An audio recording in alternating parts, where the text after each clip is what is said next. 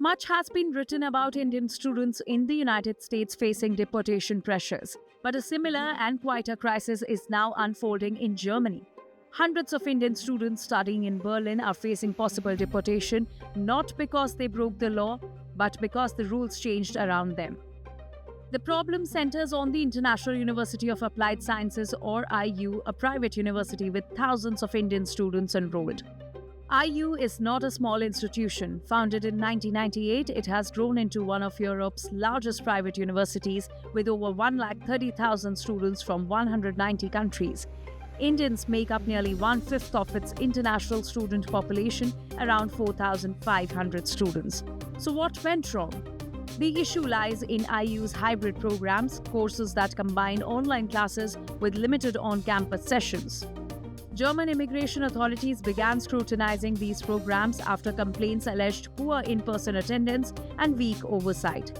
A court ruling then backed the Berlin immigration officer's view that many of these hybrid courses do not qualify as full on-campus study under German law. That single interpretation changed everything. Once reclassified as distance learning, these courses no longer met the requirements for a German student residence permit. Overnight, students who had entered legally were told they no longer qualified to stay. To make matters worse, in 2025, Germany scrapped its informal remonstration process, a low-cost way to appeal visa decisions. This left students with only expensive and time-consuming legal options or none at all. The human cost is severe.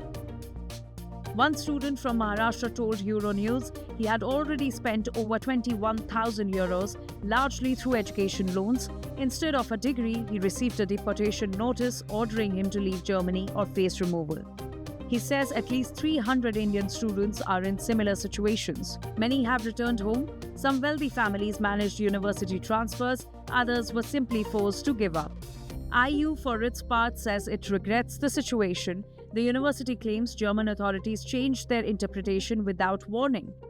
It has suspended new international admissions in Berlin and offered free visa assistance, but for students already enrolled, the damage is done. Experts say this is a wake-up call.